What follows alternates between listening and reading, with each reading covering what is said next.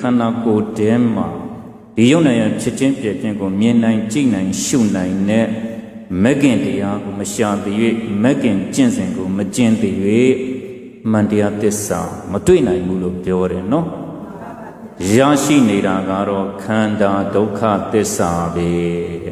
ရရှိနေတာကတော့နောက်ဆုံးယောဂီတို့ဆိုတော့တူရခန္ဓာဒုက္ခသစ္စာနဲ့အတူနေပြီးတော့ဒီခန္ဓာပြတဲ့ဒုက္ခသစ္စာကိုမဂ္ဂင်တရားနဲ့မကြည့်နိုင်ဘူးဖြစ်နေကြတယ်နေတော့ခန္ဓာဒုက္ခသစ္စာနဲ့နေတယ်သွားတော့ခန္ဓာဒုက္ခသစ္စာနဲ့သွားတယ်စားတော့ခန္ဓာဒုက္ခသစ္စာနဲ့စားတယ်စကားပြောတော့လေခန္ဓာဒုက္ခသစ္စာနဲ့စကားပြောတယ်အိတ်တော့လေခန္ဓာဒုက္ခသစ္စာနဲ့အိတ်တယ်နောက်ဆုံးသိပွဲဝင်တော့လေခန္ဓာဒုက္ခသစ္စာနဲ့သိပွဲဝင်တယ်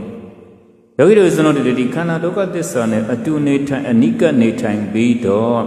မဂ္ဂင်တရားကိုပြစ်မသွင်းနိုင်သေးရင်ဒီခန္ဓာဒုက္ခသစ္စာရဲ့ယုံနံဖြစ်ပျက်ကိုမမြင်နိုင်ဘူးလို့ပြောတယ်။ဒါဘုရားရှင်လိုကြမဟုတ်ဆိုရအေးတဲ့မိမိကိုကဲတင်မဲ့တရားဒီတခြားမဟုတ်ဘူးမဂ္ဂင်တရားမိမိကိုကဲတင်မဲ့တရားဒီဒါဆိုဘဝဆက်ဆက်တန်တရာဆက်ဆက်ယောဂီတို့ဆိုတော့မဂ္ဂင်တရားနဲ့ဝိအောင်ကင်းအောင်လွတ်အောင်ရှောင်ခဲ့ကြတာဟုတ်ဗျာနော်ခန္ဓာဒုက္ခသစ္စာနဲ့တပူအောင်လည်းအတူနေခဲ့တာမဟုတ်ဘူးတသံတရားလုံးအတူနေခဲ့တာအနိကနေခဲ့တာလို့ပြောတယ်ဘဝခန္ဓာရာတိုင်းဒုက္ခသစ္စာဆိုတာတွဲလျက်ပါပြီးသားဘဝခန္ဓာရာတိုင်းဒုက္ခသစ္စာဆိုတာတွဲလျက်ပါပြီးသား